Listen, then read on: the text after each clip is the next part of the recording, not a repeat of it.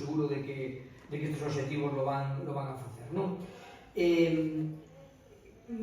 O que tamén queremos, evidentemente, que todas as administracións lo queren, además da modernización, además do desenvolvemento, é que este proxecto sexa un proxecto tamén esencialmente social, que permita esa fixación de poboación e que permita, evidentemente, a creación de riqueza e que permita un reparto xusto da mesma e non deixar a nadie atrás. O benestar das persoas é sempre un obxectivo. Como decíamos, a Deputación, lógicamente, está sempre do lado da provincia, do lado dos concellos, do lado das asociacións, e tamén, porque este proxecto non é solamente un proxecto de administracións, senón é un proxecto que vai tamén de crear as condicións axeitadas para que o tecido productivo se desenvolva e, por lo tanto, podamos crear esa empresa, ese emprego e riqueza. En definitiva, eu quero tamén dar as gracias a todo o mundo, non?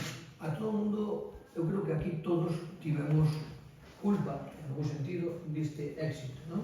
E temos que seguir tendo esa culpa para que este éxito sexa total, como acabo de indicar.